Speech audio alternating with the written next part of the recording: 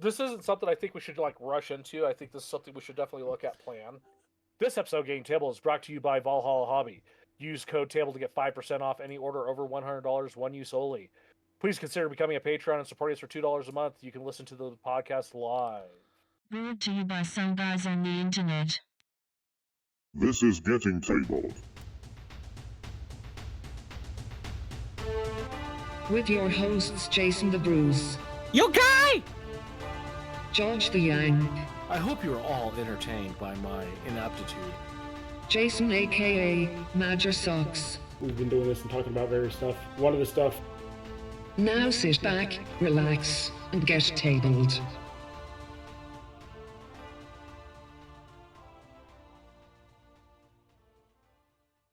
Hello, future people, and welcome to episode 149 of Getting Tabled with your host. He rode his motorcycle to Tasmania, the Bruce. I did ride, but actually, well, no, technically I did. I rode it onto the boat went to Tasmania, and I rode it off the boat. Yep, no, that's about right. We also have Major Socks. Hey, for once, he's got my name and rank right. I haven't said your name wrong for months. I know, I'm giving you a hard time for all the other times you did. All I did was take away calling you the main man, because I don't think that was ever true. So, thanks, Bruce. look at this way. He's addressed you properly this entire year. I know, that's true. It's the first time. You know this is just So going that to was gonna guarantee matter. I'm going to do it very soon, right? Yes. I don't need much of a reason. I've made reasons up before. Well, I know that. And we got George. So, Hi. what's up, George? First episode of 2025. I know. Crazy. Uh, Where'd the year go? Very fast. No kidding. And all I'll say is I hope these next 5 months go fast for me, at least, because then I'll be done with school and I can focus on other stuff. Oh, Not they didn't school. tell you about the extension, the other 10 months that they've slapped on the end? No. Oh, that's a haven't yet. shame. And if I do, I'm going to revolt. Are you not prevented by UCMJ from revolting, actually? Yeah, you're right. Newly received or noteworthy information, especially about recent or important events. We got some exciting stuff coming out of War Cradle. 2 games that we're Yep. going to be talking about. Sadly, none of them are Wild West Exodus still. I'm still upset. Eventually you'll have that news, Bruce. Eventually. I know. 2030 is coming. Yes. No. We've got some dystopian wars, and we also got some army clash. We've got a new fleet coming out for the Commonwealth. It's actually the Polish-Lithuanian Air Fleet, the Zamiak battle fleet set. So you got a nice flying aerial carrier, and some other aerial ships and some ground tokens. So very nice looking sky fortresses. I really like the Zamiak class Sky Fortress. I think it looks gorgeous. Hot take, if S.H.I.E.L.D. had a helicarrier in Marvel Comics back in the 60s, it'd look like this. Yeah, hard to argue. I like how it's built weird, right? Because you have this resin bit, 2 plastic pieces that the resin bit sits on top of. But I like the aesthetic of how it comes together. Mm-hmm. Yeah. I will argue that this on is the going to look... sides. Yeah. I'm going to argue that this is going to look a million times better built... painted than it does look in the Painted. pictures right now. The fact that it's unpainted Yeah. and you can see both types of materials is a very good thing. They should not stop doing that. But it does affect how pretty it is. I would say even if they're making it out of the same material, I think having the parts in 2 different colors like makes it more easy to visualize looking at a non-painted model. I like being able to Yeah. figure out what pieces are what pieces. Mm-hmm. Exactly. But as much as, like, and I mean what I'm saying, like, looking at the different things kind of affects how pretty it is, and it always has. Like, that's just but when companies paint things and only show you painted models, there's part of me that always goes, yeah, but so what are you not showing me? What are you hiding underneath your too thin coats? Yeah. Don't sue Duncan. I doubt he even No, knows but we I'm exist. I Yeah, really I'm like sure this a lot- box though. This looks really Yeah. pretty. So yeah, we got the big Sky Fortress, and then we got a couple of heavy airships. We got the Void, and then we've got the Stanislaw assault ship, which is their lander, which we'll see their ground tokens. We've already seen some ground tokens being used for some of the other factions, so the Commonwealth is now getting theirs, and we'll be seeing some for the other factions here in the future with more and more armor class releases coming out later this year. One of which we'll be talking about here shortly. And then you got the Jawiga monitor and some little escorts. And then, like I said, you got some SRS tokens, the Spada, and then you got your ground assault token, which is a big, huge drill. So, Yep, Shredder has come up from the ground and is ready to attack those darn turtles. yep.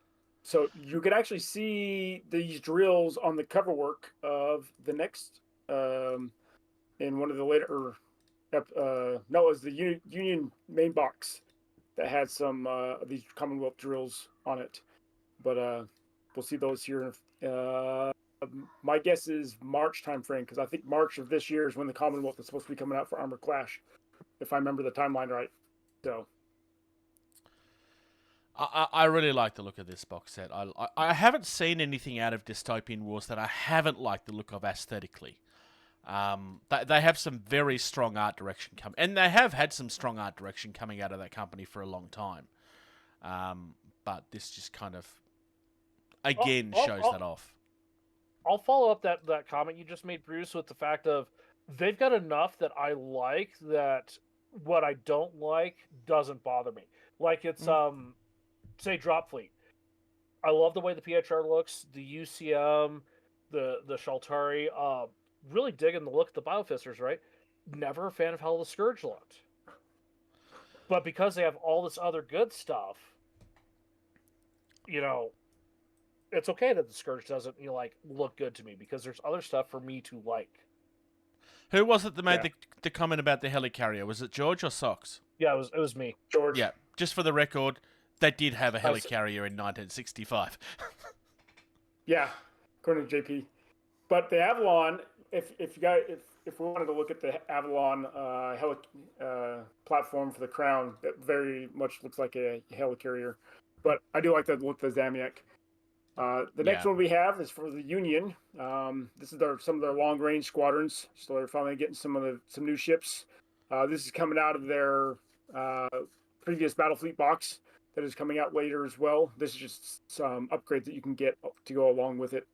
So you've got the Midway, you've got the Chicago, some Nashvilles, so some nice big cruiser, and then you got some smaller ships as well as some ground assault tokens and some submarines.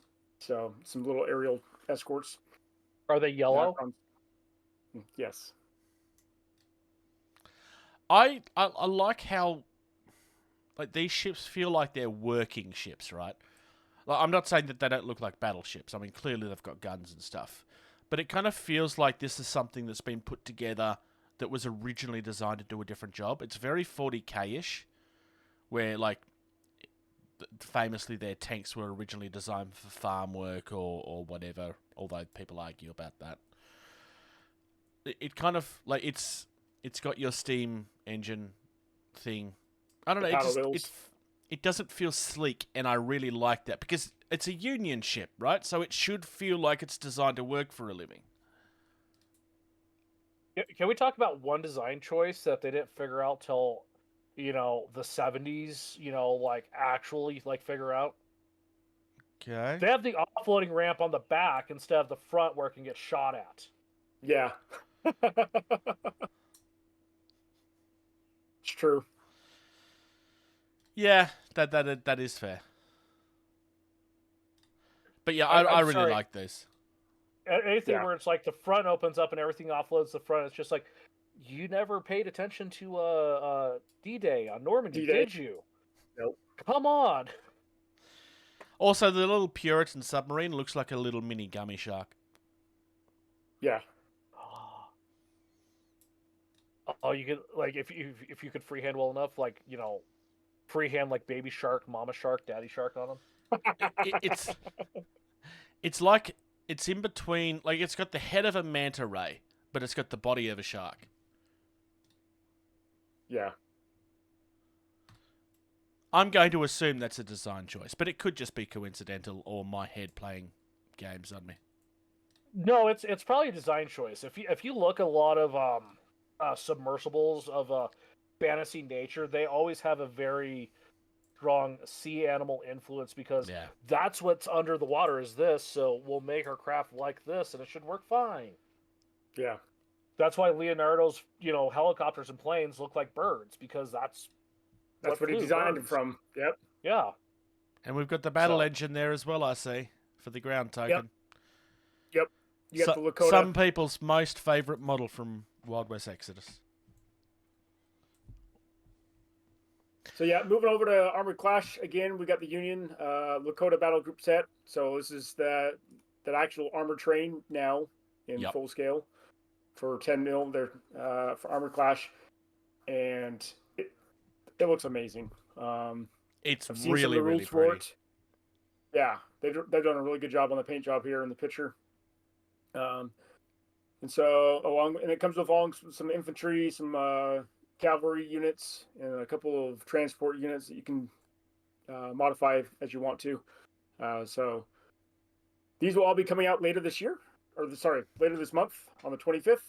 So all these sets will be that we're just discussing.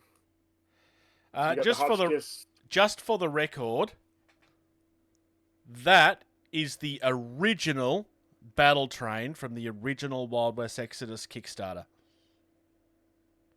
It has kept a lot of its aesthetic. I mean, the new model is obviously better, but it's kept a lot of that original design really nicely. Yeah. So I know some Union players that'll be looking forward to getting this on the table. Yeah. And the cool thing about it, you can design the Lakota train to have little magnets at the junction points so it can actually swivel around on the table as you're moving it around. Yeah. So they've designed it that way so that you can put magnets right in those coupling joints. Everybody go and buy magnets right now. Yep. And we've also got an infantry regiment for the Union as well, which is just an expansion box for the other one. Yeah, so adding on to your main starter set or your Lakota, you can just get another group of infantry because your infantry are increased in groups of 4 to 6 sometimes, depending on what size of a range you want your faction upgrades them and the size of your game. So just on screen showing off the 2 box sets, just so that you get an idea.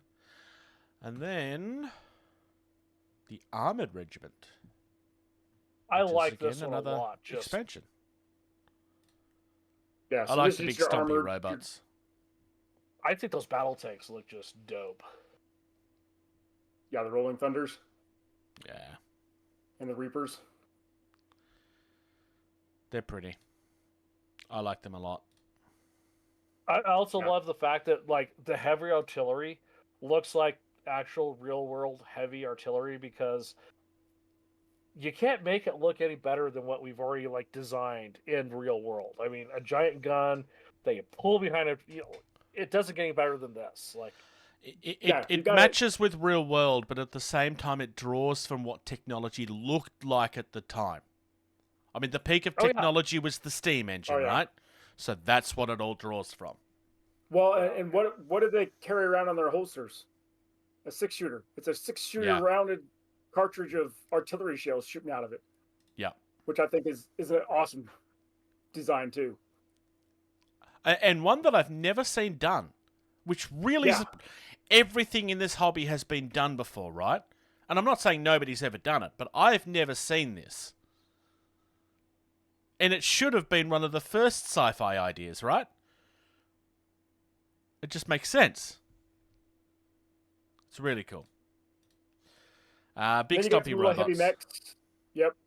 And some other little cavalry troops, and then some big standard artillery, heavy artillery that we're all accustomed to. Yep. 3 very nice box sets. This game is definitely shaping up to be very nice. Moving away, there was a couple of really big things coming out of Games Workshop. So the first one is the one that we find frustrating to talk about every year. It's time to talk about the new store anniversary models. And we find it frustrating just because these are notoriously difficult to get your hands on in certain parts of the world. If you don't have a store near you. That and there's no official price for them, so they can charge whatever they want. And whilst some stores are great, I know of other stores that haven't been. So, like, your local was good. The last time I bought one of these, they were good, but I knew of a couple of others in the area that were not. Because I just got my Fire Slayer one.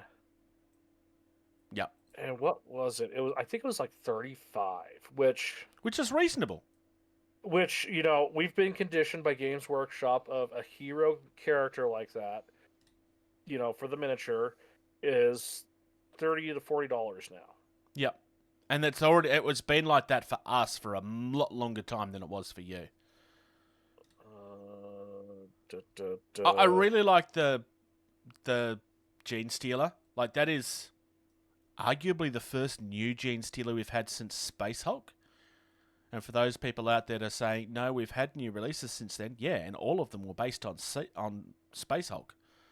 This is genuinely a new sculpt. To be fair, though, the Gene Stealer, the first time I saw Gene Stealers back in 3rd edition, which was late 90s. Yeah. I understand that, things need to be updated and changed. I think even that Gene Stealer sculpt from back then is still really solid. I agree. My point was more that, not so much that they haven't changed the design. I mean, they don't update the designs heavily very often, because whenever they do, they get people moaning about it. My point is that, the last few releases we've had for Gene Stealers has quite literally been reworks of the sculpts from the most recent Space Hulk. This is the first new one and the only reason I know that is because I went through that box recently. Gotcha. Because I sold my copy of it. And that's genuinely new. Also, I can't figure out what he's on top of. Probably some sort of Space Marine thing. Yeah. And if you look at his hand, it's the same color, and it looks like it's got some... Oh, it's a Terminator. It's a Terminator head. Which would make sense, because it was Space Hulk was Gene Stealer's Terminators. Yeah. And I'm just going to say the other one doesn't really do anything for me. I'm Bright sure it Hole. would if you were a Stormcast Eternal fanatic. I want to say that the paint job is not very good. I can't really point out what it is, but the sculpt is fine. It just doesn't... There's nothing about this sculpt that feels like it's a character. I mean, maybe that's the point, I suppose.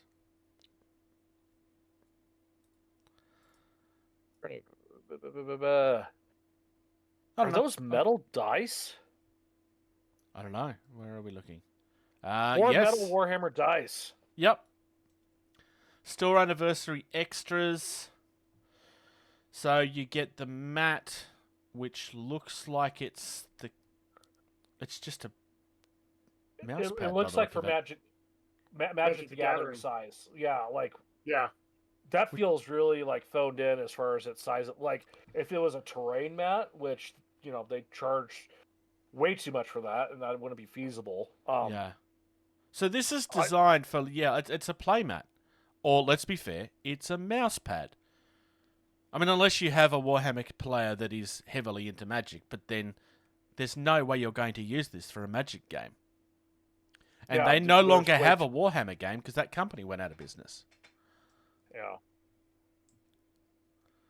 Um, What really caught my eye though was the metal dice. Oh, Anyone who has the 100%. I really want balls- those metal dice. Anyone that has the balls to make and sell metal dice, good on you. That's expensive. Mhm. I will also say this. As much as I like them, I'm not paying over £100 for 4 metal dice. No. Like, this is... Like, it's a mat. It's a plastic cup. 4 metal dice. Like, this is not even vaguely worth what they're asking for it. And their prices aren't... Oh, hang on. We give away something else for each $50 increment you spend. So this is the bonuses you get for spending money in store during the anniversary. Oh, okay. Well, that's So a you little will better get because the you're- 4 metal dice, and then you will upgrade to the neoprene mat, and then like you upgrade from one to the next to the next to the next. And it's designed. Okay, so it is the right size. So it's the size of the combat patrol. If you have 2 of them, it's a combat patrol board, which means that the actual mat itself is the kill team size, Okay. which makes sense. Which I kind of like this because that means like they could be quite possibly like dipping their toe in the water, testing of what is the mat market like? Is it worth us getting into it? Which means you could get army themed mats. Yeah. Oh, Yeah.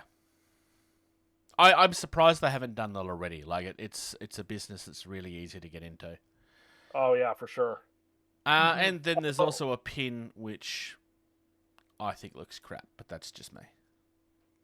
Sorry, there's 2 pins, but I think they look crap. Yes. Probably the So- biggest news coming out of Games Workshop and since what's his name? The Lion Yes, the Lion. is the new member of KISS. Yeah. I can't claim that joke. I stole that from a meme I saw last night. Well stolen. I am proud of your thievery for that because that is great. The demon Primarch of Slaanesh is back, Fulgrim. And the one thing I saw that was just blowing up my feed was how crap his face is. I don't mind the face, but I feel like I'm the only one that doesn't have a problem with it. If you Everybody look at the hates his face. If you look at the Forge World one, Then it's better. the Forge World one is way better. And this one, there's 4 options, and he looks like the crappy elf villain from a Disney movie in 3 of the 4. The 4th one, he's got a mask on. Like, look at the 4 faces, right? That top left one, he looks like a crappy elf villain from a Disney movie. Exactly. Yeah. I mean, it's certainly... Also, he looks very vampiric, Yes. Mhm. which is not really a Slaanesh thing, Unless that's the kink. I suppose. The only thing I will say, and I'm not arguing that the face doesn't look better, but buying the Forge World one, which I'm pretty sure you can't anymore anyway, does mean that you have to deal with Forge World, which automatically puts it bad for me. I have a very, this is not new, I speak ill of Forge World quite regularly. I know some people love them. I think they get more credit than they deserve. I think the rest of the model is very strong, though. Like, it is just the head that lets it down. It is a very solid model. Like, it is up there with all of the other Demon Primarchs that have come back for 40k. Like, This is the first of the models that I've looked at for a long time and I went, ooh, I kind of want to paint this. And I have zero interest in Chaos. yeah, I would say in some aspects this is the best one. From the but demons, Mortarion, it's... From the... like Yes. yeah, Mortarion's Mortarion. really good because it's such a good, unique take on a plague demon. What's what's his face? The red one. Magnus the Red. Magnus. Sorry, I was having a Like- mind break. That was Yeah. probably my favorite up until now. Yeah, that one's also a really good solid one too. It's a very Keeper of Secrets ish, but like its very own unique take. I mean, and then Angron, like, oh, it's another bloodthirster. Yeah. Like, as good as it looks, that one was just straight up phoned in. This one, I don't think there's anything else in the Slanesh line, with the exception of like the Greater Demon, obviously, that even remotely close like looks like this. No, this is completely. This feels. There's an old Warhammer army that was the Sisters of Cain. It feels more Sisters of Cain than anything else in their lineup. There's nothing in 40k that looks like this. The Witches. The Sigmar army. Yeah. Oh, yeah. They are now. Yeah. Yeah. Oh, actually, if you play the video. There's a video. Oh. Yep. Obviously mute it. yeah. Go ahead to about 52 seconds, and you get a nice close-up look at the face. I don't think I mean, it could be better. There's nothing sexy about it, but I think that looks much better up close.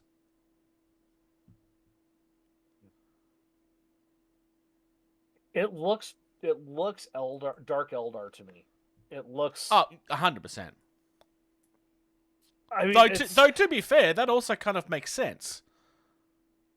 I feel like, if they had been more exaggerated, like make the mouth like 4 times larger or something like that, something very exaggerated and more sinister, I think it would have looked better than it looks very mundane. That's fair. But I mean, beyond that, I mean, like everything but the head looks fantastic on this mini. Yeah. Of the 4 heads that you have the option of, I feel that the is the only head that's even worth considering. The rest of them all look way too goofy. Like the top 2 heads are the worst of them. Oh yeah, for sure. The bottom right looks good. That's the one. That's the only option you have, because there's no way you're putting that helmet on him either. The helmet is the worst of the 4, I would argue. I think the helmet's better than the top 2, especially the top left one. That top left one looks absolutely ridiculous. Yeah, it does. Socks, tell us how much you love this model. Yep. Love putting Socks on the spot like this. Is there anything redeeming about this to you? I mean, I know that it's not your aesthetic, but is there anything about it that stands out to you at all? Like, I would say the level of the details on the scales as it's going down into the serpent's body. Yep. That's about it, really. There's only one thing that I'm kind of like, I don't know if I like the fact that one of the hands doesn't have a weapon, or if they should all have weapons. Like, I like the fact that they're not all just the same, but the fact that one hand doesn't have a weapon kind of feels odd to me. I'm going to assume that he has loadout options, though, anyway. I would assume it's something to do with the fact that he is a greater demon and, a chosen of. He has the ability to cast spells. Probably. Probably needs to have a free hand for that. And if I'm remembering my lore correctly, and by all means, feel free to correct me in the comments, Fulgrim was known for dual wielding, so the fact that he's got a third one, I think is more than enough. And I think having that 4th hand open for some finger waggly sorcery, I think, is appropriate. Yeah, that does make sense. I just can't decide if I like that or not. Oh, actually, it is like that in the art too, so maybe that makes sense. Yeah. I will say the model looks better than that art piece does. Yeah. That art piece is not good. Sorry, whoever drew it. You don't get credit for your picture, and then on top of it, I'm also saying that I don't like it. Well, or maybe they're like, yeah, don't put my name on that, please. Like, that was a rush job. Oh, Thanks for no. giving me such short notice. Games Workshop won't allow people to have credit for their work. Not even their staff. No, their excuse is the fact that What's-His-Face got abused and threatened that so many times, and they wouldn't allow it to happen ever since. I mean, Whatever. It's a crap excuse, but that's the excuse. Let's move on. To Drop Squad? All right, let's talk about Drop Squad.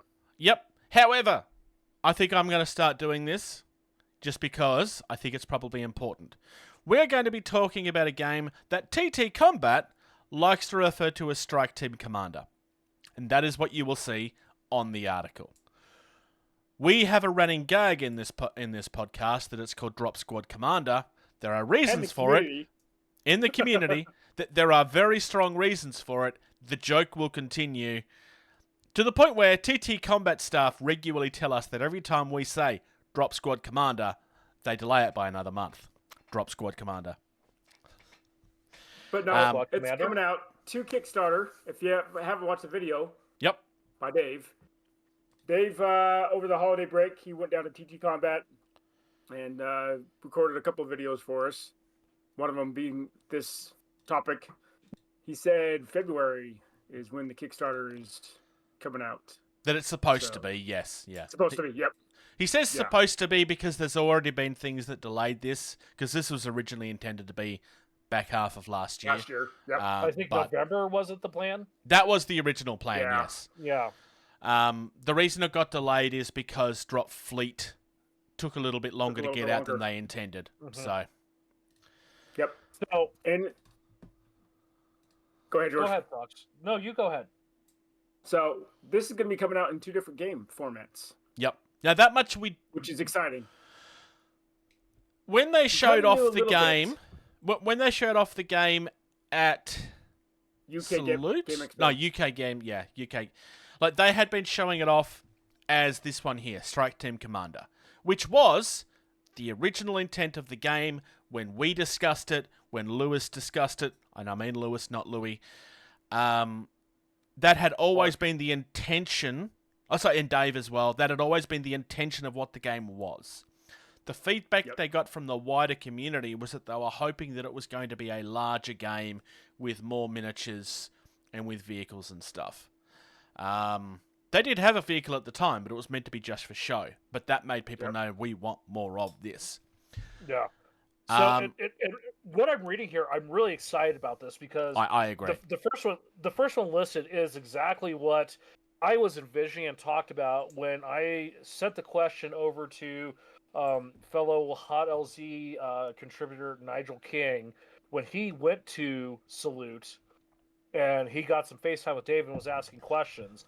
And the question was, there's Fleet, there's Zone, how about Drop Squad? And Dave was no comment. Yeah. This is exactly what I was picturing. 5 to 10 minis, 2 foot by 2 foot. So like a Bushido-sized game. That's what I was picturing. So I'm guessing this Battlezone that they're talking about, I'm guessing they're going to scale up to the 4x4, which that's what the other zones are, is 4x4. Yeah. 20, 40 minis on the table. And I love this because that breaks it down to the Battlezone is like the one block or a fourth of a Drop Zone game. And then you shrink it down even further into like a room of the building. The layers that is being built in this. You can build them on, yes. Yeah. Fleet up in the orbit. Then you go down to Zone for like the actual, ground combat sectors and stuff like that. Then you take that by a fourth for the battle zone. And then you go into the floor of the building for the actual Drop Squad. Yes, I said it again. I said Drop Squad again just to get delayed again. I also want to say, in the video, they are showing off 2 vehicles. One is the bear that was reworked as a miniature. And I don't remember what the name of the flyer is. Fox. I want to say it's a falcon, but I'll look it up real quick. Whatever it is, that miniature is literally the 15mm scale one, just blown up. There's been no resculpting on that done whatsoever. Which is still amazing. The fact that looks as good as it is absolutely incredible. It has no right looking anywhere near as good as it does, and that looks flawless. I would argue that you could release that as a miniature. The only thing I hope is that they have the logistics and ability, which is probably why they're doing the Kickstarter, to do that in plastic because, my God, I do not want to deal with that in resin. I want to Raven. see. It's the Raven. Thank you. They I do have want a to Falcon see. They do have a Falcon, but they're gunships. So the transport is the Raven version. I want to see some proper full-on MDF terrain that is detailed inside fighting buildings. Because Like 2 foot by 2 foot, yeah. Yeah. Yeah. I mean, so- I think it's possible to possibly do that, the Raven, in a plastic kit, because going over to Star Wars Legion, they had the flyer. One of their transports was a plastic kit, and it Yep. would be about that size. So I think The reason why I'm saying that socks, like resin molds are way cheaper to make and manufacture than plastic Yeah. molds are, because that requires machining and tooling, and it's just absolutely. it's super expensive to make a plastic mold. So I would argue that getting those to be plastic is probably more interesting than the miniatures are. yeah, Because that's where you can actually, like, resin casting of those miniatures is also going to be quite expensive. yeah. So because it's just Although they that can do much their more of a recycle thing with it as well, I suppose. Which will help reduce parts the of it are cost. probably big enough they could, yeah. So And if five I to- were to have a Raven, gunship, I would freehand on it, like name it. I would call it Nevermore, just for the poetic license. yeah. Tactical Oh, room no, but clearance. It's a shorter game, 5 to 10 minis. Less terrain, because it's all inside, right? So that this all makes sense. Battlezone is an exterior game. 20 to 40 miniatures. Usable vehicles, more terrain, focused on infantry combat. So, number one, they're splitting this in a way where I can legitimately see both versions of this game getting traction. It's not just, well, one is just a bigger version of the other, why bother playing the smaller one? They've legitimately tried to make... And that was always my worry, that they were just going to say, well, we just won't bother with the smaller one because they want the bigger one. There was a very large part of this community that wanted this in its original form. And I'm glad that they listened to that. Yeah. And the nice thing is you can use the miniatures for both sides. So you just get Yep. 20 to 40 miniatures, and you can play the large one if you want, or you can scale it down if you want and use these exact same miniatures. You don't have to buy other ones in the future other than the vehicles. So I've expressed this a lot in the past of my dislike of tournament play because it's so rushed, but the size of 5 to 10 miniatures leads itself to it's a good game to play within a tournament time limit, and I would strike team, commander tournament play. Like I would do that. I would deal with that just because it's such a small consumable size of a game for that format. I like the idea of a tournament, say a one-day tournament, where you have 2 Battlezone games finishing with 1 StrikeTeam game. So that you have it becomes more focused as the tournament finishes. I think narratively, I don't think you could get any better than that. It also makes it a lot harder for people to power game, right? So what I would love to see, and the logistics of this would be a nightmare and so unfeasible, but I would love to see like a week-long narrative tournament where you start playing Drop Fleet. Oh, 100%. And then you move down playing Drop Zone. And then you move down to Battle Zone. And then you move down to Strike Team. Like, and it's based off, and like what you do in the game bases like what you can take for each step down. So if like you're in a losing bracket, you're limited on like, you can't take some of the super heavy stuff because you lost this and you didn't get the landers down. So you didn't get your super heavies. That'd be awesome. That would be fun. I would love to see that, but logistically for players to like take that much time and go somewhere to do that, it would be a nightmare. But not just the time, so glorious. Not just the time, but all of your armies. I mean, you're bringing a fleet, you're bringing a zone, you're bringing Battle Zone and Strike Team. I mean, if it's a week tournament, you'd only have to bring 1 a day.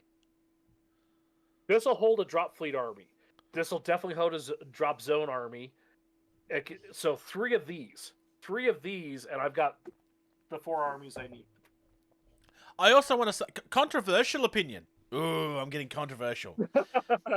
So, we quite notoriously continue to harp on about Drop Squad Commander. Mm-hmm. Because, although the name makes sense, Strike Team Commander, we just prefer the original, right? Yes. I really like Battlezone as a name. Mm-hmm. Oh, yeah, for sure. Yeah. Absolutely. It feels very thematic with the original naming, even though it doesn't say drop. But thematically, they all work. But Battlezone feels closer to me than Strike Team does. Battlezone it's so close to Drop Zone. It's Drop Zone Commander. Now it's a Battlezone Commander. You're right. It fit like so. This is what I want. Strike Team Commander, Battlezone Commander, with Drop Squad Commander written over the top of it for the rulebook. So it's the Drop Squad Commander rulebook, and they are the games inside. You can have that for free, Louis. I don't care. You can have that for free. I don't need any credit. We just want to see it in print. I'd take it in print even if it means they insult us during it. But they also have to bring back Traffic James. I miss Traffic James. I'm so upset that he went away. He still lives on in the hopes and dreams. Yes. But hopefully February timeframe, we'll see this come out on Kickstarter. I'm sure all 3 of us are going to be back in this one. I mean, we've been waiting for this one for a while. I'm gonna try to. I've had a few things. Yeah, I know it's going to be dependent on finances and life events, whatnot. But I have some money saved away from selling my Armada stuff, saved away just for this. So I had an unexpected and unplanned for septic tank cleaning. So. Ooh, lovely. That's not fun. Yeah, it was really crappy. JP says that he'll take an Airfix style Falcon / Raven model. No, no, yeah, super excited. But I'll probably try to back it. Obviously Shaltari, because I'd love to see the expansion of Shaltmanigans into that squad-based combat, because they're going to have some crazy stuff going. I have a problem. I don't know which factions I'm going to back, because I have a Shaltari ground army, I have a PHR ground army, but you're gonna have to get somebody else for this. You're not allowed to have those. You have different armies for each. So you're gonna have to have something for Strike Team and something for Battlezone. I know. Which also means that you can't share models. I know. And if you have PHR fleet. I will obviously I will be doing Shaltari just because I already have Zone of Fleet for Shaltari. Like got to have the Holy Trinity. Like I got to get the Shaltari. No, I have to agree. But I am super stoked after the couple sneak peek models and what we've seen for Fleet. I am super excited for the Biofister stuff. Yeah, I agree. Like, I intend on playing both, just for the record. If there's tournaments, I'm hoping that we at least start with Strike Team Commander. Did you guys see I would some like of the to play models both for Zone? One of the videos that they just did had some concept models for Bioficers for Zone, and they looked pretty good. We definitely have to come back and look more of this at a later stage. Like, there's a lot to love here.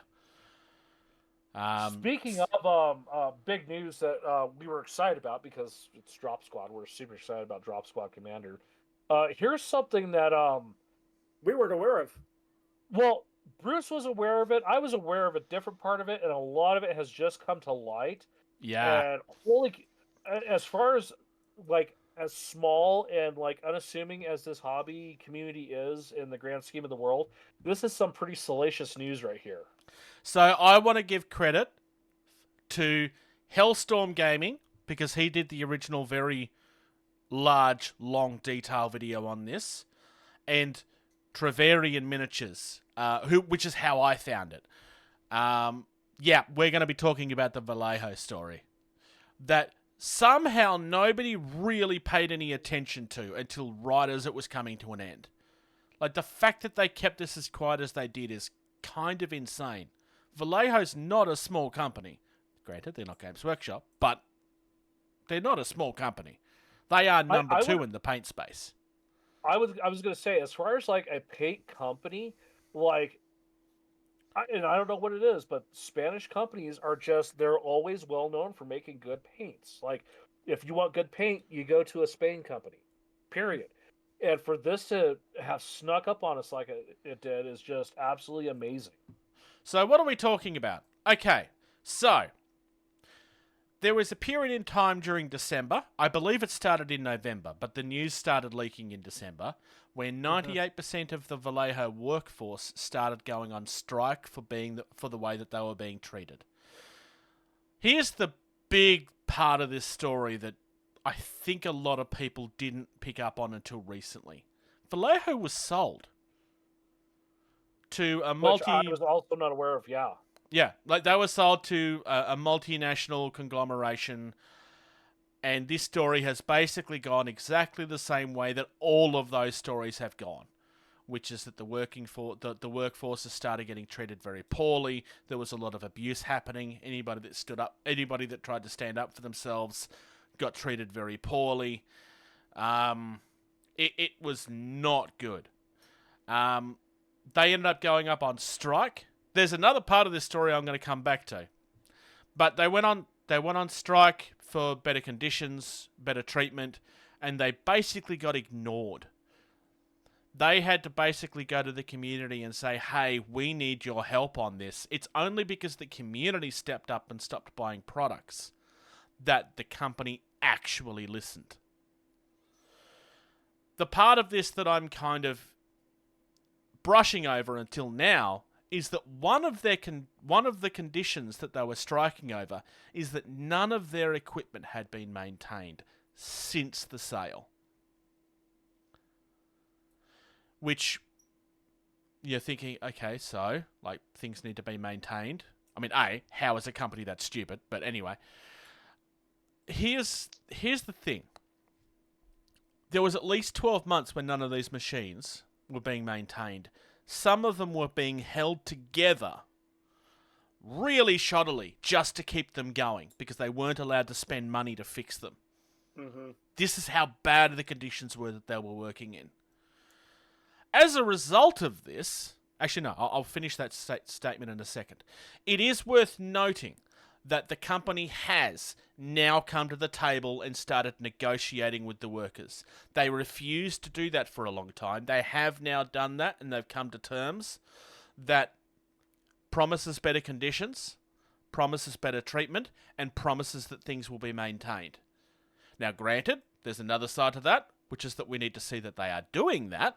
We haven't heard any bad reports at this stage, but these sort of companies also have a history of promising things and not delivering them, so watch this space. Don't just assume everything is okay. But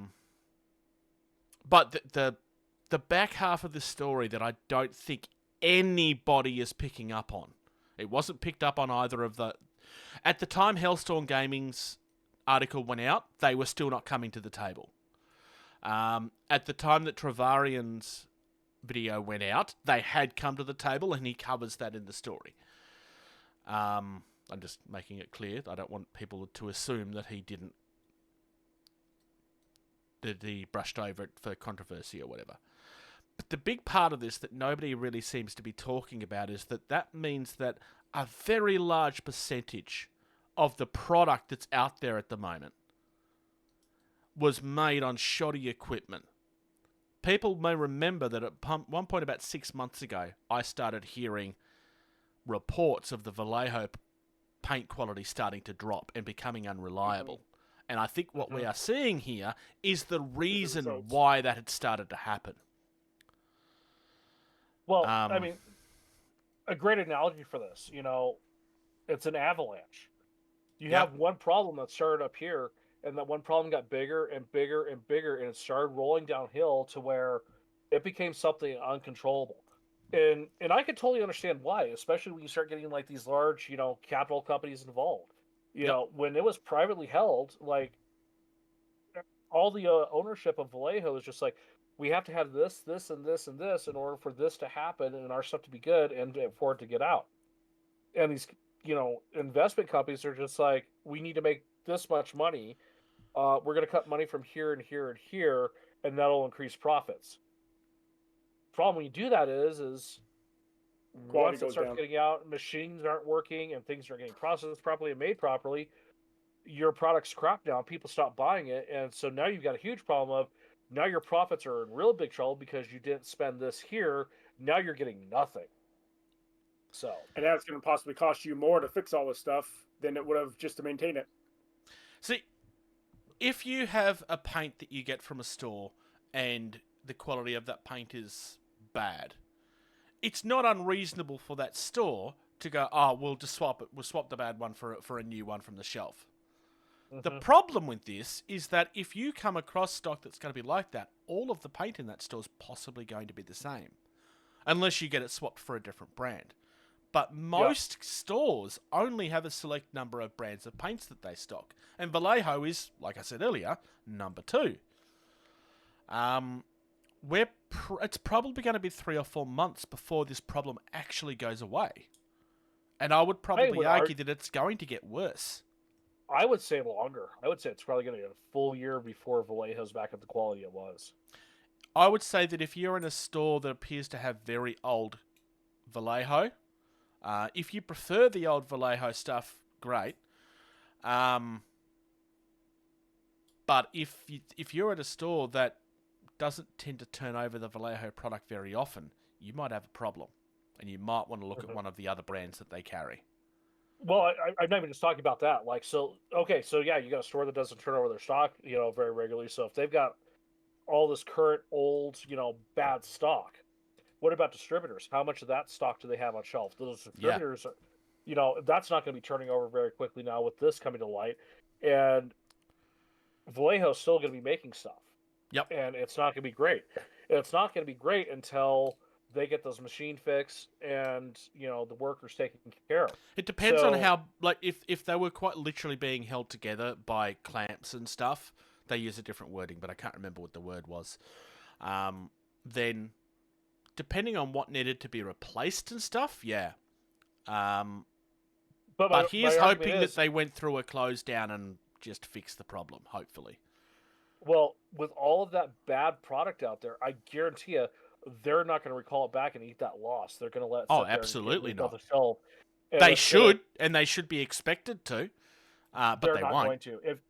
If it was the original ownership of Vallejo, maybe they might eat that and get it back. But an investment company, they're not going to. I guarantee you. That's not what they're going to do. So I'd say it's going to be at least a year before you can go back to a store, buy a Vallejo paint, and not worry about its quality. And the other side to this that is a real shame is that most countries don't really have the returns policies to protect you on this. I mean, unless you open it in store. I mean, look, if you buy from a hobby store and you get something that's bad, then they'll usually swap it over. But they won't give you a refund. In Australia, if you want to be that person, they are required to give you a refund. That's not the case in the United States. I think it's it goes to the size of the market. I don't think there's enough stores large enough that can eat that loss too. That's the issue that I'm getting at. Like, stores are going to take losses on this. And they should not be expected to. If you're a store owner, if you start having problems with this, I'm not saying that you will, but if you do, I certainly wouldn't be turning around to your customers and going, hey, this is an issue, maybe you should tell me if you have a problem, because I guarantee you people will come up with reasons to have a problem if they give you that excuse. Yeah.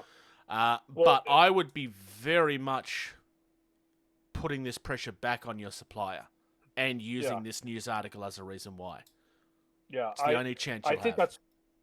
I think that's part of the reason why we've seen such a dynamic change in the industry. And maybe it's a great thing, because I know we talked about a saturation.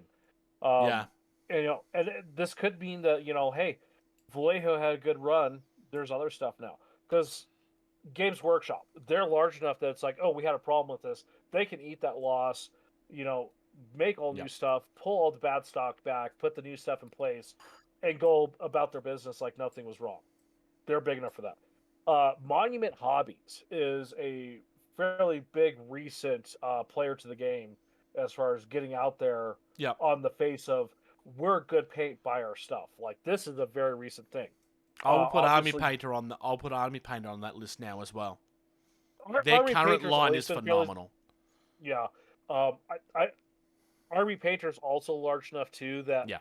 if they did have a production issue, they could eat that issue and make it right.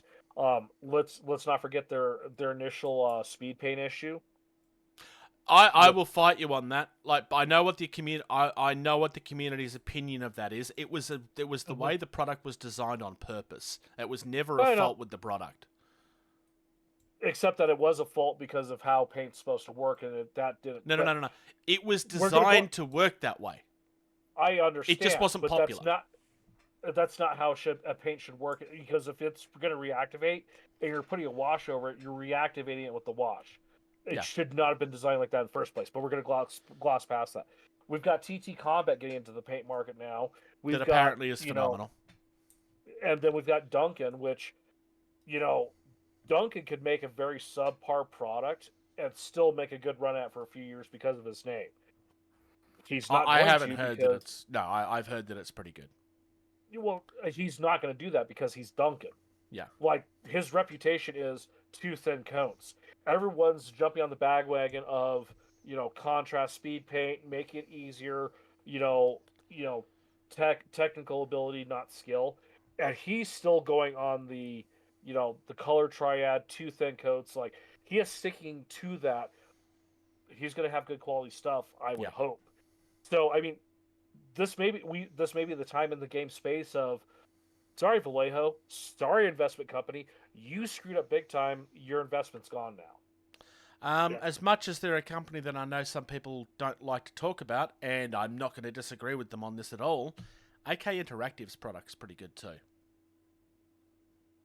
I've never used it. I have never heard anything bad about them. No, Well, they're the ones that released that book. Other than their books. Yeah. No, I'm talking about their actual paint and their actual hobby products. That's what I'm talking about. No, I'm not going to talk about their books. Yeah. But George is right. Yeah, like there are endless options out there right now. Not all of them are as accessible as Vallejo. But I would argue that Army Painter is more accessible now than it's ever been. Like Fanatics in particular, I have seen, and Speed Paint as well. I see everywhere now. Well, maybe not everywhere, but I see it in a lot of places. Duncan's stuff generally is more specialized. Monument Hobby tends to be more specialized, though I'd be very surprised if I don't start seeing that out there more as well. So, I will throw this out for Monument. I live in a very sparsely commuted part of the world. There's not many more places in the world where are more sparsely populated than I am. Gaming store, 45 miles away from me, which is a very reasonable distance for me to travel. They carry 3 lines of paint. Games Workshop, because they're a Games Workshop store. They have to. They carry Monument Hobbies because the owner says this is the best paint I've used in years. And I'm not sure if they have a third line anymore or not. Oh, actually, we forgot one. Scale 75. So, yes, Scale 75 needs to be in that the conversation of it is a great paint for the community. But if you look at their site, they carry traditional paints as well for traditional artists doing traditional painting. That's fair. Though, to be fair, so does Vallejo. That's fair too. And we'll include Scale 75 in the conversation of it's a great paint line and you shouldn't have any problems with it, because I think they have so much more quality control procedures in place because of that other side of the market that they're in that I would say is arguably bigger. Well, yeah. Because I just want to point out, I'm bringing up Scale 75 as somebody that doesn't like their product. I'm still mentioning them. I'm in the minority here. And that's fair. Because, I mean, from what I've got of their stuff, which I do have quite a bit of their stuff, Like, they have a yellow that coats in a single coat. Like, come on. Yeah. They have a white that is white and covers within 2 coats. Like, Which is the that's same reputation huge. that Monument has. Yeah, so... and like going to that store over in, across the hill from me, the owner says he says Monument covers better than Scale 75, which I think Scale 75 covers great. So, yeah, like this could be the time to where sorry Vallejo, you're done. You sold out. Which if the owner sold out and he's able to retire and have a comfortable life, good on him. That's part of the dream. But investment company thinking like, oh, we can just buy this and crank out stuff and make money. You can't do that. You have to spend money to make money, and that means paying your workers, maintaining your equipment. Your profit margins can't be what you think they should be to do what you need to do. Not what you these want types to do, of but what companies you need to start getting the message.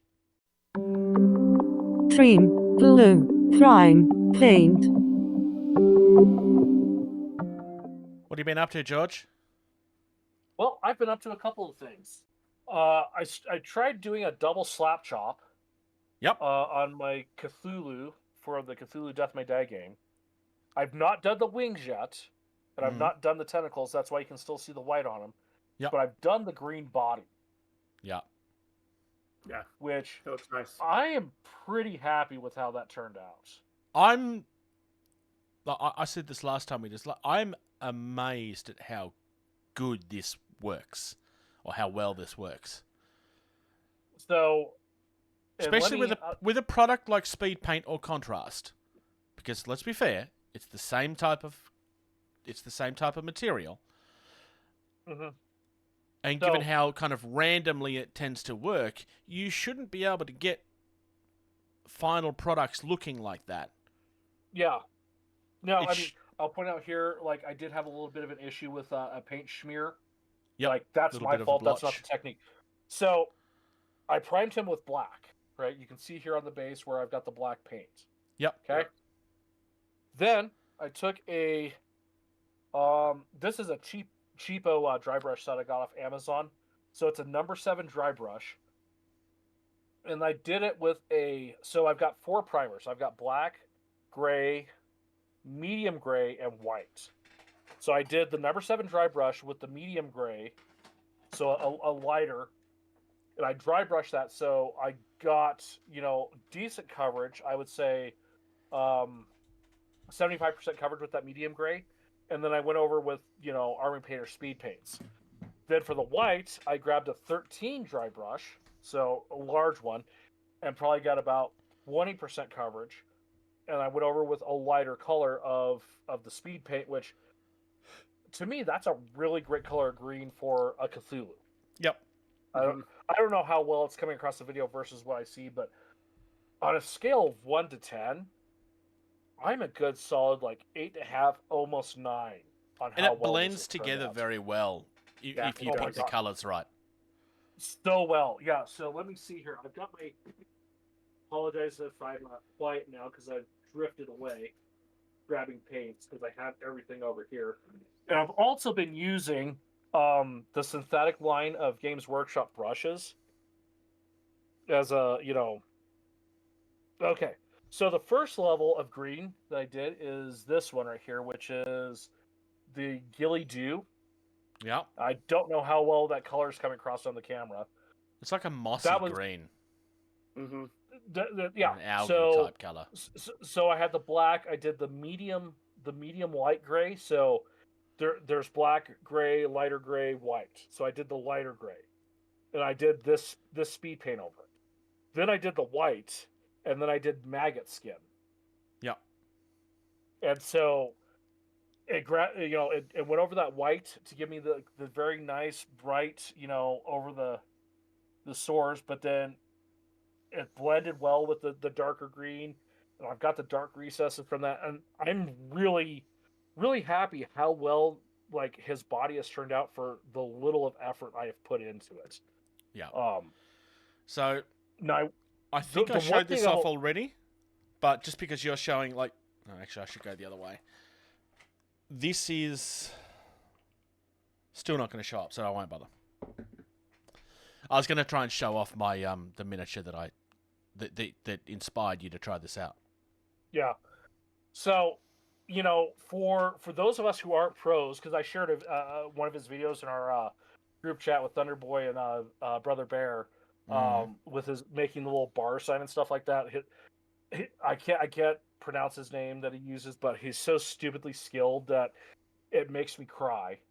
But I'm really happy with the quality of this has turned out. Now, the one thing I'll say is I will give the nod to Games Workshop contrast paints over the Army Painter on one thing. Yeah. The Games Workshop one, it's a pot. I can shake it, I can open the pot, and I can dunk my brush in. That's fair. And That's fair. That is way faster than constantly having to grab this, take the top off, grip it out. Squeeze out of it. Because what if I only have to do a little thing? I do potentially do waste some. But in the grand scheme of, it's not that bad. The next part, here we Eliminaturist. Eliminaturista, yeah. Right, like, how do you pronounce that? Whatever. The guy is stupid good. If you can get to 10% of his skill and ability, you're doing great. I would argue that he's got the best OSL I've ever seen.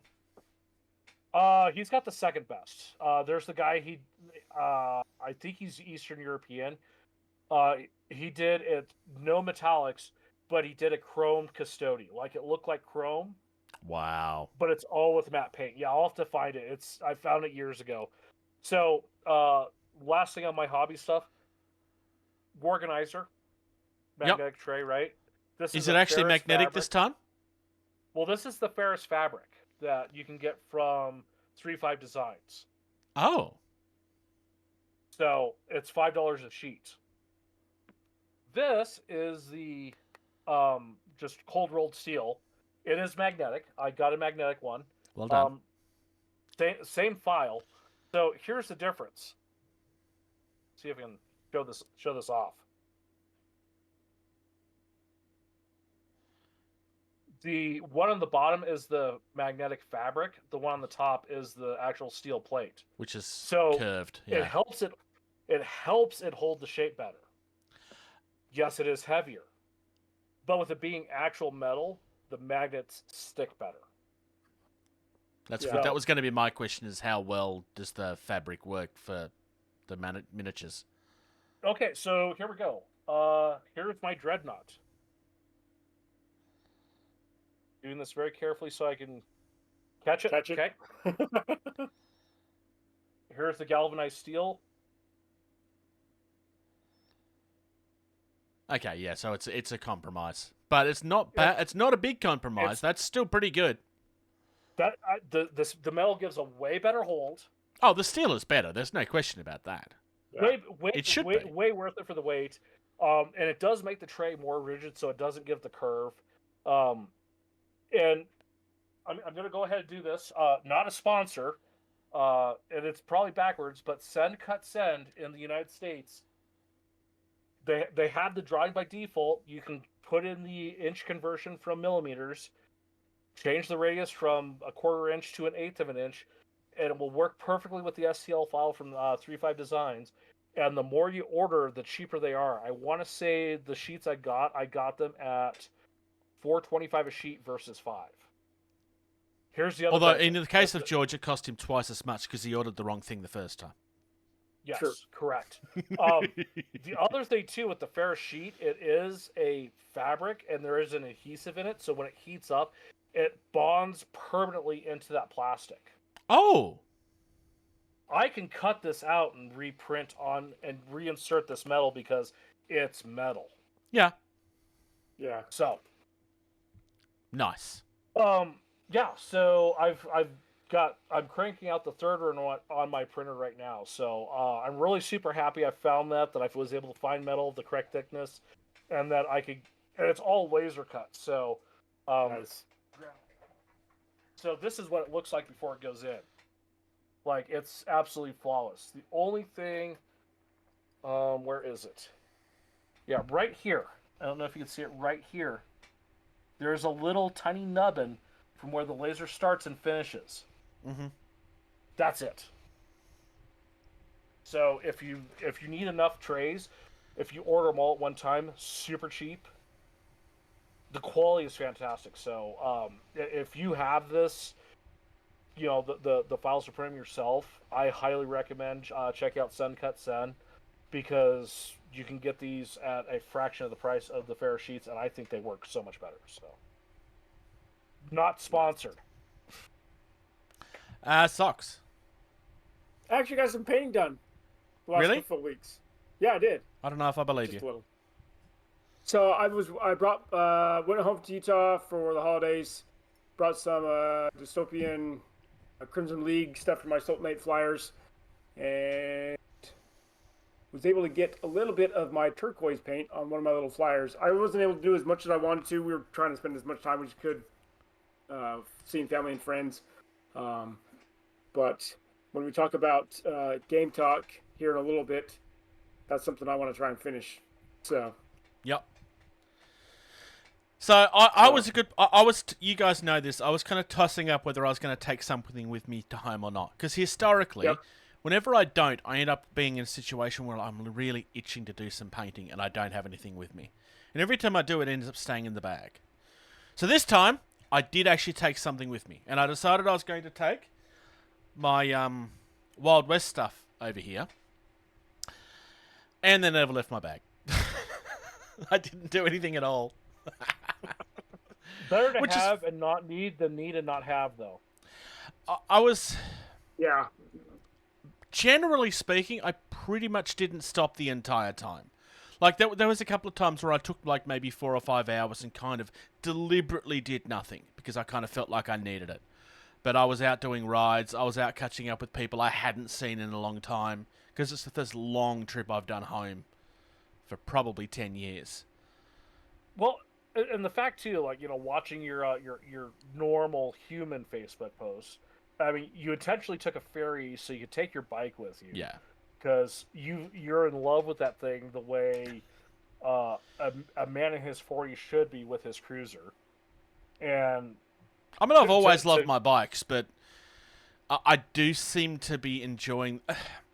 When I first bought my MT-09, I was like this as well. But this... I think part of it is because I literally couldn't for that 2-month period. So then I was itching to really do more again. Whereas it had kind of become...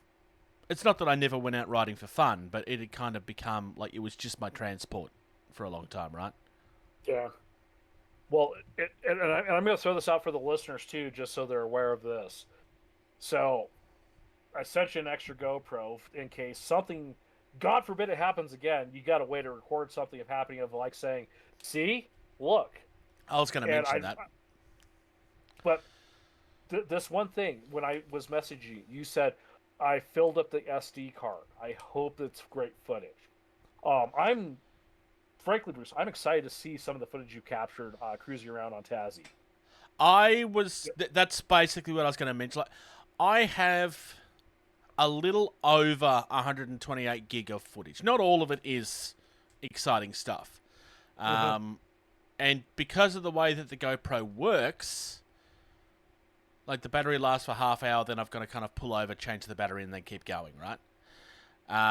So I don't have a full trip, but I do have a lot of very good footage that I think could make a decent video if people want to see it. Obviously, it won't be uploaded to Getting Tabled, because that's a bad place for it.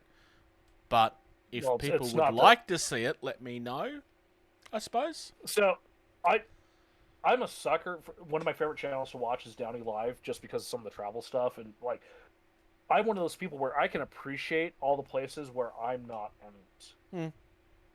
So I have a couple of bucket list things that I want to do before I get too old to do it, because of watching some of these videos. And so, Bruce, by all means, if you get some of this stuff done, I would love to see it. Just because, one, it's an insight to where you're from, and I'm sure some places where I'm like, oh yeah, this is where I live, whatever. I'm sure some people would be like, whoa, that's cool, you live there? Like, I don't appreciate it because I see it all the time. Same thing. You probably don't appreciate it, but I would, because I'm not there. I didn't appreciate it. I didn't appreciate it until I moved away. This is something that I assume Socks can probably understand. Absolutely. Absolutely, because I miss the mountains that I grew up with. I was gonna say Sox probably has it the best right now because he's still able to relocate every few years and it can appreciate his relocations all the time. Yeah. Yeah. We miss England. I miss home. I miss Utah because the mountains. But I miss England too because of the travels we did over there. So absolutely. Otherwise, I've done some more work on Entropy City's rules. Although I'm not ready to point things yet, I'm pretty sure I have the name for what I'm going to call the points. It's going to be influence. And you lost templates. I did lose templates. I was coming to that. Well, I believe I've lost. I can't find them, which means they're lost.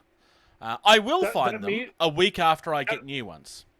Exactly. Or they're in the one place where you're like, no, they can't be there.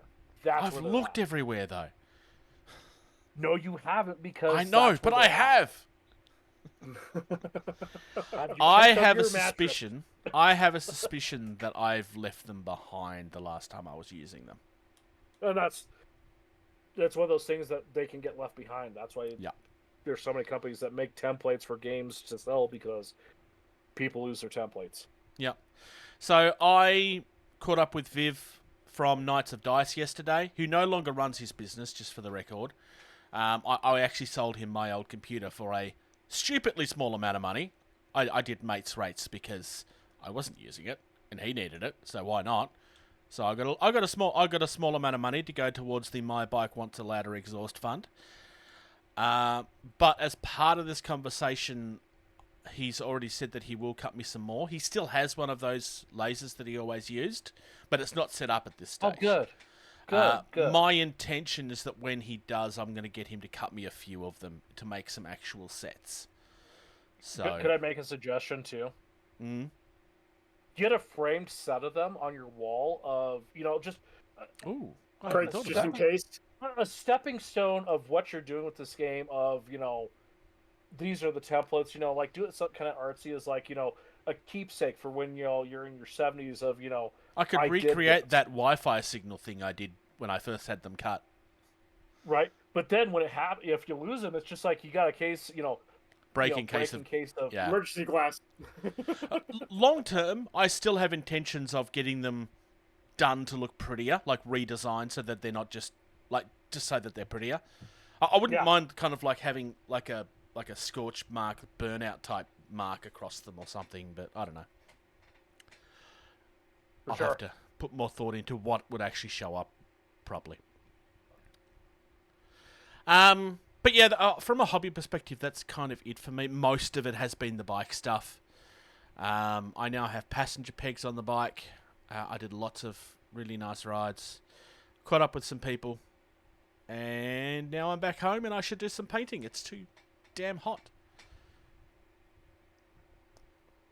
If it makes you feel any better, it hasn't been that cold here. Interesting. He's actually in the warm part of the country, and my side of the country is going to get an Arctic blast next week. Yeah, we've only had negative temperatures for wind chill. We've not actually had negative temperatures. So you're going to get a very late winter again, like you did last year. Remember how last year it didn't start until mid-January? Yeah, so, we were in single digits last week, but usually, we've had way more cold than what we've had. So. Yeah. Talk nerdy to me. It's a new year, right? So we should talk about some of the things that we're going to do this year. Well, I'm already going to start off with saying I am not making any hobby goals, because if you set goals for yourself, that puts you under pressure to complete those goals, which then deters you more when you're not completing those goals. So I'm just going to, if I can, I will. If not, oh well. Maybe I should have worded it better then. I mean, yes, I wrote hobby goals, but my thought was, what are the things that you would like to try and get done this year? I don't know. I'm not going to worry about that. If I get it done, I get it done. If I don't, I don't. That's like statistically, and as I've gotten older, I've come to believe this more. If you set some goals like that, where yes, obviously, like I want a goal of getting the certification so I can move up in my job, get paid more. Yes, do something like that.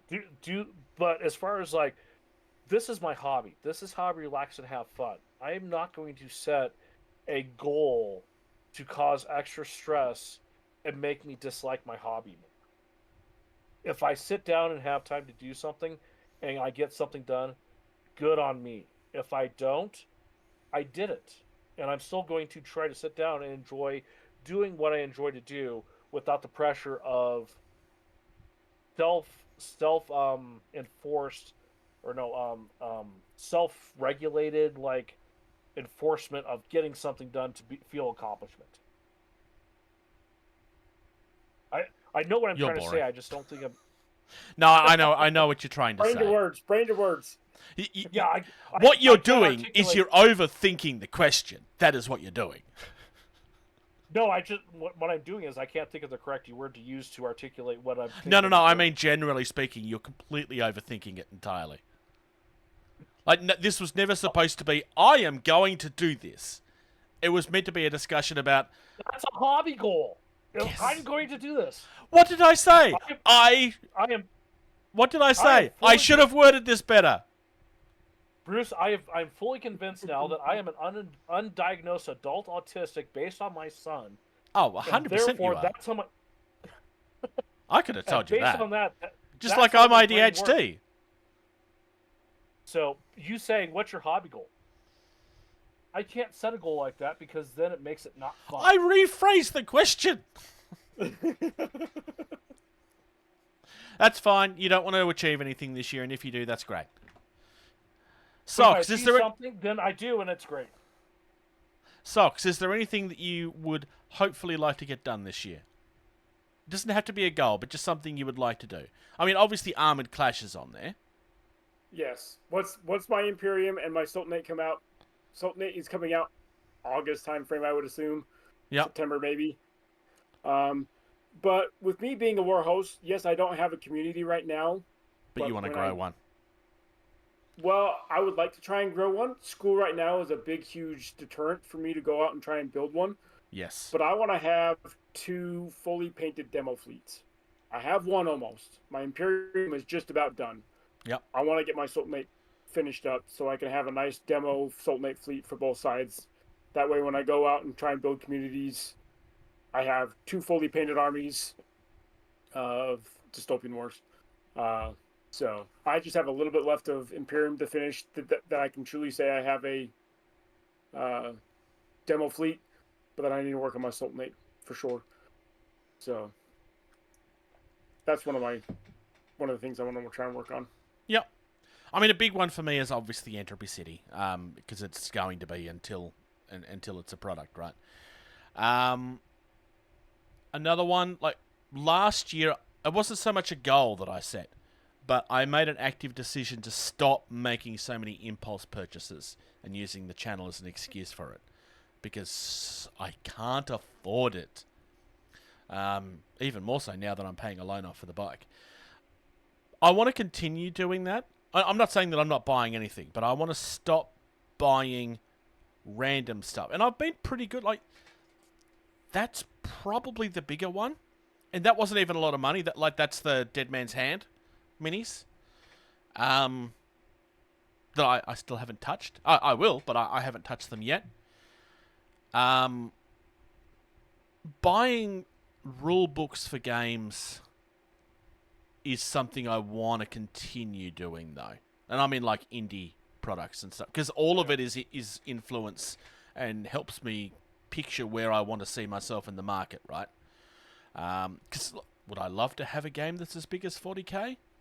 Well, I wouldn't be able to keep up with that. But sure, we all want that. Why not? But that's not going to happen. Like, looking at different levels of where it is in the market, what would Entropy City look like if it was here, or if it was there, or if it was like actually having goals and trying to set things that are achievable for the future. So I definitely want to continue doing that. Also, having rule books that you can read through is also kind of fun. I mean, ideally you want to play everything you own, but I don't do that anyway. I want to finish my Kroot because I haven't finished them. And I say that quite literally looking at them. Can I piggyback on what you just said about randomly buying stuff, Bruce? Yes. So I also came to that realization too. I did not complete my survey for Avatar that I talked about. Okay. I also did not complete my survey for the Teenage Mutant Ninja Turtles game, Yep. which I'm still 50-50, like glad I didn't complete it, but I'm also still like, but I should have. Mm. And as I sit here, I still have 4 outstanding and pending backing projects. Unfortunately, too. Well, fortunately, unfortunately, they're all through CMON. Yep. Just because I got burned, and I'm You're now being more careful. picky. Yep. And so, and as much as I see people complaining, especially this last delivery for Death May Die, with everyone saying like CMON stole from us, CMON has yet to not deliver something. Yeah, there's no part of that was stealing. Yeah. So all these people are. People are Even in overreacting my- on the internet. No, never. Well, even in my year-end roundup, where I only really had one topic that Oh, yeah. covered the highs and lows, it is still my belief that Mythic, they did not intend to steal. They just made lots of poor choices that prevented them from actually delivering on what they were promising. So I just wanted to piggyback off that I've cut back I didn't complete 2 surveys because I have all this other pending stuff. And yes, unfortunately, one of them is also the new Cthulhu stuff because I am obsessed. It's your favorite game. I cannot stop. Like, Sam was here and we played 2 games in 2 days of it. Yesterday and the day before of the new stuff, and oh my god, I love it. I'm obsessed with that game. It's your favorite game. I can't. It is. There's something about it, but so I just want to piggyback off your. I got to stop doing this. Yeah. No, look. I think it's something that like shiny syndrome is a thing for a reason. The only one of us that's ever really been good at avoiding it has been Socks, and even then, you could probably make some arguments. That's because he has adult supervision. Yes, It's true. I didn't say But how even the he shiny avoided syndrome- it. I didn't but say even the how he shiny- avoided it. Shiny syndrome is hard. I mean, because I'm wanting Armor Clash, I'm wanting Strike Team, I'm wanting Battlezone. I love Hail Caesar, so even that shiny stuff is still gets to me too. I am 100% backing Drop Squad. It's just a question of how. What level? Much. Realistically, it's probably going to be a basic one, and then I'll build up from there. But I want to be able to back it significantly. I'm not going to be able to afford to, though. My income is not that large. Yeah, realistically, I'm probably going to be able to do, hopefully, 2 factions for a Drop Squad Strike Team game. Yeah, That's what I feel is realistic. A two-player set. Yeah, Yeah. like, and probably Shaltari Go from there. Officers, but like I said, I didn't mean to steal your thunder here, Bruce, but I just wanted to piggyback on what I you was the said one of- calling you boring a minute ago. I'm glad you're talking.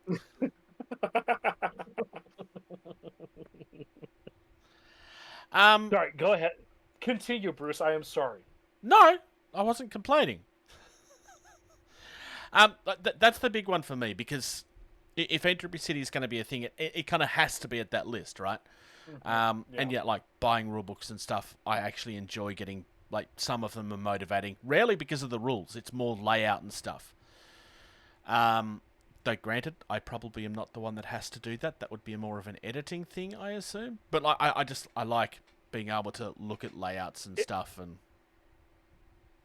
So as the phrase goes, stuff rolls downhill.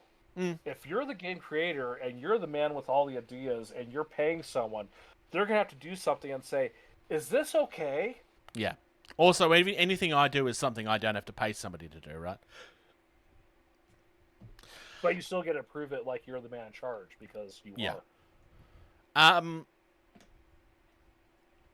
I want to try and get games in more regularly, which I have been doing, but it's still usually once or twice a month, not every week. I would like to be gaming every week if I can. I want to try and get more Entropy City playtesting done this year. I took a big break from that last year because I kind of needed to. I kind of burnt myself out a little bit. And obviously that is also something I need to be careful of. You hit it really hard in 2023 with Entropy for sure. Yeah. Like, well, that was I had opportunities that I didn't want to say no to. Like PAX, PAX specifically, I wasn't ready for PAX because I had no opportunity. I had no chance to be ready. No. Like, but I did that as a favor. To demo at something like that. That's even if you're 50% ready, that's something you really kind of can't pass up if you're just offered that. So, otherwise, it's just like continue trying to be good to myself. I'm actually really happy with how that went last year. People may have remembered George telling me off for starting to say things at certain times throughout the year. That's where that came from. It was a private conversation where I told him to do that. I'm kind of really happy about how that turned out. You told several people to do that. Oh, I know I did. You're only one of two that ever did. But I made sure to vehemently call you out the couple times when you did it. Yeah. To the point where you called me out on stuff that I think sounded like I was when I wasn't sometimes, but that's beside the point. But yeah, I mean, that was... Yep. Sorry, I'm just going to piggyback what you said again. Playing more games. So, well, Sam and I, we've always played Cthulhu 2-player because there's two of us. And it's a cooperative game. So, in theory, you can play more character cards because it's still cooperative and it's turn-based. Yep. And that's something I definitely want to do, too, is, even if it's just that game, I want to sit down, even if I'm just... Don't make a meme out of this, people. Even if I'm just playing with myself... I want to sit down and play more of these games. You know what? I wouldn't mind playing solo games is something I think I should try a little bit more as well. So, like, the Masters of the Universe game that you and I both have... Yep. Doesn't really work for that because you have to have that sort of controller aspect. But, like, you've played Death May Die where it's full-on co-op. You could sit down and play 4 characters by yourself if you wanted to. 100%. That being said, did your friend who has that, did he get the his season 3-4 stuff yet? Is that the most recent? That's the one that's just been delivered, right? Yeah. I believe so, yes. Because I sent you a picture of his packages. Okay. I would get him on the phone and ask him when you can get a game of that on the table because the stuff they've added is so amazing. We haven't even played Season 2 yet. I don't care. Tell him to open up Season 3 and tell him to invite you over to try out the new stuff. It is phenomenal, Bruce.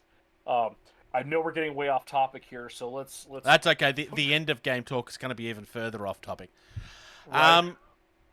The other thing I have goal-wise... And this is a goal, is I want to be a little bit more consistent with content again. The last half of this year I didn't do as much for a few reasons. Number one, I had stopped buying stuff because I didn't have money. I didn't have money for hobby that I could justify. Number two, you got hit by a truck. That too. But we were living off purchases that I'd made for a while, and I finally there's a couple of videos I still haven't released, and I'm not going to release them until February, and that's the Dropsquad stuff, because I don't see the point in releasing them until then. When I release them, it may as well be to help with the game, right? Sure. One of them is the Scourge little walker crab thing, the Prowler, and the other one is the Scourge infantry thing. So I definitely want to try and do that a little bit more regularly. I'm not going back to I'm releasing something. I want it to be a steady. I'm not going back to doing stupidly stuff every week like I was. I'm not burning myself out again. But I want to finish by talking about last year. We had 3,877 listens, Our most listened to episode was the Two Become One. That was me and George recording when Socks attempted to join, and it only half Go worked. apart. Yeah. Our second most popular was 125. We talked about Harry Potter. That was the second last time we talked about Mythic and Guild Ball, though I've spelt Guild wrong. On YouTube, we've had 36,600 views. 3,500 hours of watch time, and we had 182 new subscribers. Well, our subscriber count went up by 182 because we probably lost some people in there as well, right? You always do. Our most watched video actually surprised me. It was the Don't Look Back Revised Edition review, and it was it was 2,700 or 2,800 or something. It was much bigger than I thought. The one that surprises me more than anything else was the Kill Team Hyrotech Circle review, which is the Kill Team box for Necrons that I had very few positive things to say about it. I don't know why this is surprising me, because I still get comments on that video now. When that video went live, it basically got no attention at all, and somehow it shot up to over 2,000 views in the last couple of months. I don't understand why that's getting attention now, because it's an old video and it's Necrons, and Necrons haven't had anything new for a while, so it shouldn't be in people's radar, but it has been. And the third one was your Witcher Old World Expansions video from 2023. Yeah, I need to go back in time, meditate, detach my soul from my body, and look at what I did with that, because it's the YouTube algorithm. It's not something that we've done actively. Like the Kill Team review one was in 2023 as well. Like I said, when it got released, it got no attention at all. I haven't edited any of the tags or anything on it. It just seems to have picked up steam. Well, and like I said, that was the third. I get insulted a lot. Yay. But I mean, it's I had the core, and then I had something else, and then it's then I had the expansions, and it's that's what took off. Yeah. I don't get it, because at that time, anyone who was talking about it had everything I had. So why did I do such a... Is that sold at retail? Because my assumption at this point is that it's people that have the base game that are wondering if it's worth buying the expansions. That's my assumption. So if I remember correctly, too, and I think you might be right on that, and I can't see it because I've got too much stuff stacked up here. I want to say those are the retail expansions. Yep. So I think the only one that wasn't was the little tiny box that had tokens or something, right? The Cersei character, which was that's the exclusive. Exclusive add-ons, which is it Go On Board? Probably. We need to say this right, because if it's their game, Witcher board game. I think it's Go On Board. That sounds right. Go On Board. So the thing that was really interesting was, which it doesn't look like, because holy cow, what was supposed to be eventually releasing that, and that was the exclusive box. It looks like it's not at retail like they said, or I thought they said it was going to be. It's currently $400 on Amazon. So, oh, okay. Yep. So that's obviously not at retail, because...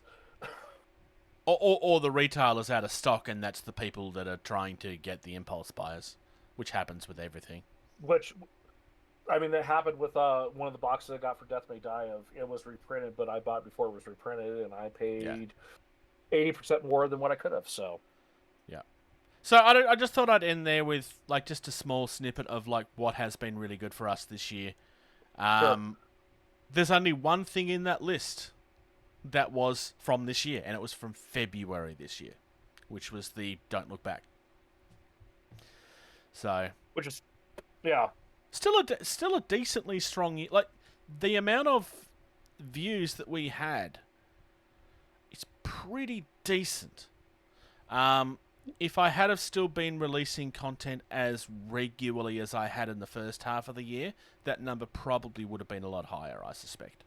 Depending on what it is. And first and foremost, we're not making a living doing this. We're not like, Oh. that top percent of the content creators out there. This is literally still just a hobby for us. So I have lost even a to lot start- of money doing this. And I mean lost. well, the first 2 years I was covering all the SoundCloud stuff. Oh, no, I'm just blaming myself for buying stuff for the Kickstarter, for the channel. We're all in that situation then. No. Everything you've bought, you've played with. I literally bought stuff just to open them for the channel. I was very stupid. Bruce. Sorry. Massive I made a Darkness big 2, error.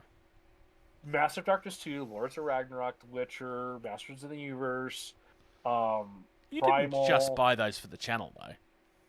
I haven't played them. True. I've only opened them for the channel. I have not. I played have them. played Masters of the Universe, but it was somebody else's copy. So I'm not exaggerating when I say I literally have about $1,000 worth of board games that Yeah. I've bought. I have the intent to play, and I have not played, but they've been out. To be fair, this is a cliche for a reason, right? Yeah. So no, I'm talking about just the bare bones of our online storage, like the basic stuff, like the fact that enough of y'all are tuning in and watching us, and like we're able to cover those basic necessities, like is super awesome, and we do appreciate you for that. Yeah. And we've had some talks about making some changes, doing things differently, and that's how things happen. Very few of these people that you watch doing stuff, this is not how they start doing stuff. They've all made changes, so at some point. So, and as we change in our hobby, preferences change, we're going to make changes. 100%. I want to try, and I think I made this goal last year. This is the last thing I'm going to say. We're doing upcoming events after this. I want to try and do another a Let's Play type thing at some point this year. I don't know when. I don't know what it will be. But I definitely want to try and get one done at some point this year. Sure.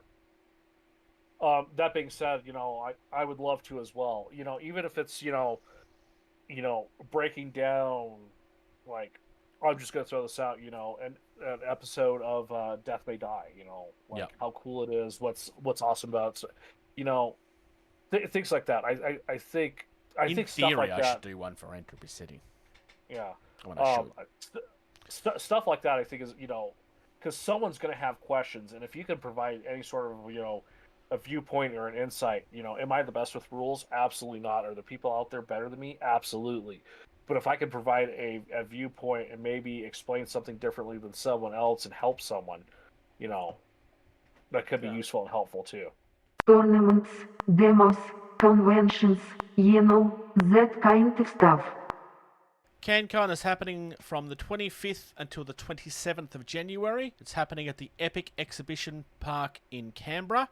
At this stage, it looks like all tournaments are sold out. Last I checked, the ticket sales were on hold, so it looks like it's visitors only at this stage. I think this may be the first time that's happened. So I think this might be the most successful of the year they've had. The last I saw, they were like, watch this space, we're going to see if we can get more tables, but I don't think they found any more tables. So I think that's it for tournaments. Salute is on Saturday the 12th of April, London Excel Centre. ArcFest is coming up. They've just announced the dates for ArcFest this year. It's going to be on May the 3rd and 4th. May the 4th be with you. That's happening at Sandown. That's meant to be Sandown Racecourse, not Sundown Racecourse, in Melbourne. At this stage, it features 40k, Age of Sigmar, Middle Earth, Old World, Infinity, Shatterpoint, and the Arc Open, which is the painting competition that they ran last year. They did say watch this space, so it's possible they have more games to announce. Possible? I mean, they did say watch this space, so in theory that means something. If you have events that you want us to talk about, tell us about them. Adepticon, March 26th to 30th. It's being held in Milwaukee this year, and it's not where normally it's going to be in a new venue. So Adepticon is moving to. Why is it going to Milwaukee of all places? Yeah. They had to grow. They had to grow. They had to grow. The venue that they were at was not large enough for how big it was becoming, and so they had to move to a different area, and they found a better option in Milwaukee. Okay. So. Yeah. So yeah, JP just cited it. So Adepticon is moving to where Gen Con used to be. Gen Con outgrew that, and they had to move somewhere else. So that was bigger venue. So it's just, it's the evolving. good thing of it's getting bigger. It's evolving. More people showing up, so they have to go to a bigger venue. Also, to be fair, because Adepticon was around Chicago, right? Yes. Yeah, Schaumburg, Illinois. And any bigger events would have been stupidly expensive. Because at that point, you're looking at sporting arenas. Pretty much. Yeah. Yeah. So. Yeah, so that'll be good. We want to thank Valhalla Hobby again for sponsoring this episode. Valhalla Hobby are based in Verona, Wisconsin. I spelled Verona wrong. And they're not just a good store with great prices. They don't just have your regular Warhammers, but they have a huge range for the indie scene as well. Bushido, TT Combat, Warcradle. Lots and lots more. And the prices have the Bushido Fox Army back in stock again, which I still want to buy. Do it. Then you can play games with Sam. Nobody tell him that he can do that with the box that he already has. So yeah, they have excellent prices. You can find them at valhallahobby.com. That's valhallahobby.com. Hey, I'm doing the social media thing. If you use code TABLED, you get 5% off your first order over $100. We get no kickback from this. It simply shows them that you appreciate that they support us. Please support the people that do support us. Thank you again to Valhalla Hobby. Patreon.com/GameTable. $2 a month. You can become a Patreon. You get early access to all the video episodes and content. It helps us keep the lights on, pays the bills. $2 a month, you get to hang out with us while we talk about this. Like JP here, who we're still trying to come out with a plural noun to what to call y'all who become supporters. But please become a supporter for $2 a month. At this stage, it's the Fumblers. At this stage, it's the Fumblers. I kind of like it. The website, gettingtabled.com. Yes, we have gettingtabled.com. It has links to all the videos and the podcast content as it comes out. Facebook.com/GameTable, most active social media site because, well, it's Facebook. It's the big ugly monster. If you want to be, popular, you got to hang out with the big ugly monster. That being said, all the video content can be found at youtube.com/GameTable. Please give us a like, subscribe, and follow. We would love you for it. Tournaments, we just mentioned, if you got a tournament, let us know about it. You can let us know at gettingtabled@gmail.com. If you got questions for us, anything you want us to talk about, that's where to send it. We got the Discord. Bruce will have the link in the description. Hang out there. We got lots of channels there. We do have stuff. We even have a meme channel that we use for crying out loud. I think that probably gets the most use, actually. Well, generally it's that or it's the Patreon, followed by me updating Entropy City. I think that's the big three. Yeah. And as it is, I'm the only one that talks in Entropy City. Well, you're the creator, designer, and the person. Yeah. Of all the people in the channel, you're the only one that's played the game, probably. You can find us at X. No, there's one other person in the channel that has. Oh, okay. Chris has. I stand corrected. So, but again, X/Twitter, whatever you want to call it, Instagram, Blue Sky, I think Threads. You can find us there at Getting Tabled. It's like we've managed to snag all that on purpose.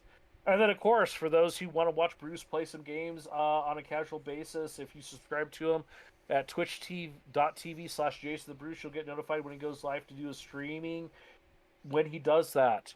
And then, of course, if you also like watching Bruce do things, if you go to youtube.com/toyreel, you can find him over there occasionally opening and talking about toys that are on the market as well. Yep. Here's my Vegeta. He's all grumpy. Thank you. Thank you. Thank you. Thank you. Thank you. Thank you. For listening to Getting Tabled. Music used in this podcast was created by Eric Matyas at soundimage.org.